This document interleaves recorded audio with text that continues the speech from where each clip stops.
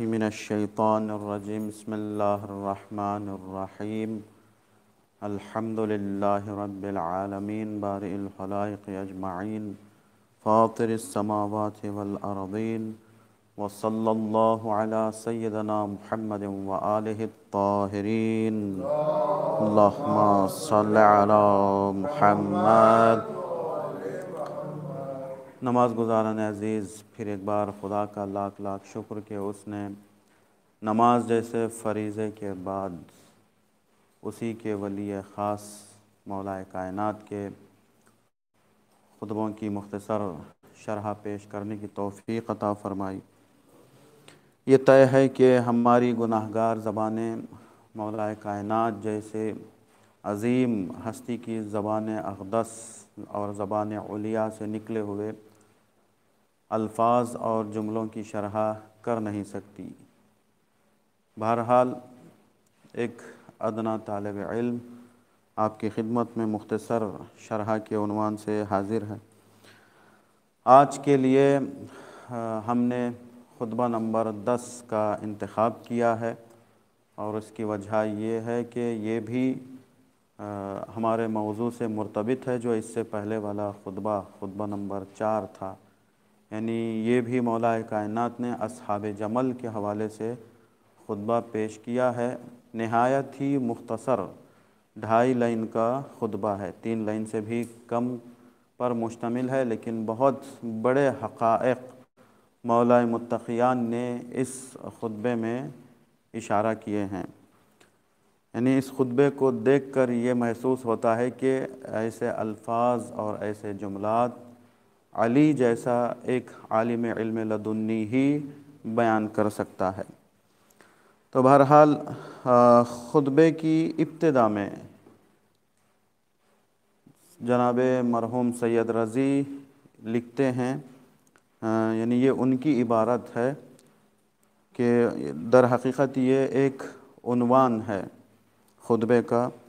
یرید الشیطان او یکنّا بہ عن قوم، یعنی مولا کائنات نے اس خطبے میں شیطان کی صفت کو بیان کرنے کا ارادہ کیا ہے، یا پھر شیطان صفت لوگوں کے اوصاف وغیرہ کو بیان کرنے کا ارادہ اس میں کیا ہے، اور شیطان بھی واضح ہو جائے گا اس کے ذریعے سے، اور شیطان صفت لوگ بھی آشکار ہو جائیں گے۔ تو خطبے کی ابتدا یہاں سے ہوتی ہے، الا وان الشیطان قد جمع حزبہ واستجلب خیلہ ورجلہ۔ آج اسی جملے پر ہم اکتفا کریں گے۔ اس کا ظاہری ترجمہ یہ ہے کہ آگاہ ہو جاؤ کہ شیطان نے اپنے گروہ کو جمع کر لیا ہے، اپنے پیادہ اور سوار دونوں لشکروں کو جمع کر لیا ہے۔ تو اس خطبے میں، بلکہ اس عبارت میں ہم دقت کریں گے تو پتہ چلتا ہے کہ مولا کائنات نے طلحہ اور زبیر کو اور ان کے لشکر کو لشکر شیطان سے تعبیر کیا ہے، اور جو تشبیہ دے رہے ہیں تو یہ شیطان کے لشکر سے تشبیہ دے رہے ہیں، یعنی حق کے مقابل میں آنے والا لشکر شیطان ہوتا ہے۔ اگر پورا خلاصہ اگر کہا جائے تو جب بھی حق کے مقابلے میں کوئی ایک باطل لشکر لے کر آئے تو وہ شیطان ہی کا لشکر ہے۔ کیوں شیطان کے لشکر سے مولا کائنات نے تشبیہ کی ہے؟ وجہ کیا ہے؟ مولا کائنات نے ان 2 بزرگ ہستی، بظاہر علی الظاہر دیکھا جائے تو اسلام کی نمایاں شخصیتیں ہیں، لیکن ان کے حوالے سے بھی مولا متقیان بیان کر رہے ہیں کہ یہ شیطان صفت لوگ ہیں جنہوں نے اپنے لشکر کو جمع کر رکھا ہے۔ تو تشبیہ دینے کی وجہ یہ ہے کہ شیطان کی ایک صفت یہ ہے کہ وہ ہر آدمی کو اسی کے مزاج کے اعتبار سے بہکاتا ہے اور دھوکہ دیتا ہے۔ نہ عالم کو عالم کی شکل ہی میں آ کر وہ دھوکہ دیتا ہے کہ آپ سے بڑا کوئی عالم نہیں ہے، آپ سے بہتر علم رکھنے والا نہیں ہے، واہ آپ کے خطابت کا انداز کے بارے میں کیا کہنا ہے نا۔ اسی طریقے سے بہکاتا ہے۔ ایک عابد اور ایک عبادت گزار کو عبادت ہی کا سہارا لے کر، معلوم ہے ایک عابد ایک نمازی سے یہ کہا جائے کہ تم شراب پیو تو وہ قطعاً شراب نہیں پیے گا، معلوم ہے شیطان کو جانتا ہے، لہٰذا وہ کیا کرے گا؟ کہے گا کہ واہ کتنا خالصانہ عبادت آپ انجام دے رہے ہیں، کتنی نمازیں پڑھتے ہیں، میں سمجھتا ہوں کہ آپ سے بڑا کوئی نمازی نہیں ہے نا۔ تو وہ عابد کو اسی طریقے سے تاجر کو تجارت ہی کے شکل میں وہ ظاہر ہو کر دھوکہ دیتا ہے اور اسے فریب دیتا ہے، اور یہ شیطان کا انسان کو دھوکہ دینا یہ اس کی طبیعت اور اس کی طینت میں ہے۔ قرآن مجید نے شیطان کو انسان کا کھلا ہوا دشمن کہا ہے، اِنَّهُ لَكُمْ عَدُوٌّ مُبِينٌ، تم شیطان کی پیروی نہ کرو اس لیے کہ وہ تمہارا کھلا ہوا دشمن ہے، دشمن کبھی بھلائی نہیں چاہتا ہے۔ اچھا تو پھر یہاں ان کو کیوں شیطان سے تشبیہ دے رہے ہیں؟ تو ظاہر سی بات ہے کہ ان لوگوں نے بھی ایسے حربے اور ایسے حیلے اپنائے تھے کہ اگر کوئی پیسوں کے ذریعے سے بک سکتا تھا تو اسے پیسوں کے ذریعے خریدا، کسی کو ڈرا دھمکا کے لایا جا سکتا تھا تو ان کو ڈرا دھمکا کے لایا اپنے لشکر میں، کسی کو خلیفہ سوم کے قتل کا انتقام اور ایسی انتقام کی آگ ان کے ذہنوں میں بھڑکا کر ان کو جمع کیا تھا۔ تو مختلف مزاج کے لوگوں کو مختلف اعتبار سے اپنے لشکر میں شامل کیا، تو مولا متقیان بیان کر رہے ہیں کہ وہ شیطان کا لشکر ہے، اور جنہوں نے جمع کیا ہے وہ شیطان صفت افراد ہیں، ہے نا۔ بہت سارے سادہ لوح انسانوں کو انہوں نے دھوکہ دیا اور ایک ولی خدا کے سامنے لے آ کر کھڑا کر دیا، تو یہ بہت بڑی مصیبت ہے، یہ ایک المیہ ہے۔ اچھا تو اس خطبے سے یہ پتہ چلتا ہے کہ کوئی بھی دیندار، کوئی بھی ایک متدین انسان یہ چیلنج نہیں کر سکتا میں تو بڑا دیندار ہوں، میں کبھی دھوکہ نہیں کھا سکتا، ہے نا، یہ امکان ہی نہیں ہے، اس لیے کہ ایسے ایسے نمونے تاریخ میں ملتے ہیں کہ اگر ان کی دینداری کا تذکرہ کیا جائے تو ان سے بڑا دیندار نظر نہیں آتا، لیکن ان کا انجام ہم دیکھتے ہیں تو بہت ہی خطرناک ان کا انجام نکلا ہے، بہت ہی خطرناک نتیجہ، برا نتیجہ ظاہر ہوا ہے۔ میں ایک مثال آپ کے سامنے پیش کر دوں۔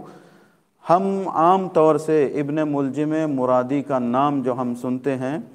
یہ صرف مولا کائنات کے قاتل کے حساب سے ہم اس کا نام سنتے ہیں، اکثر عام طور سے، ہو سکتا ہے کہ آپ نے مطالعہ کیا ہو حقیقت کا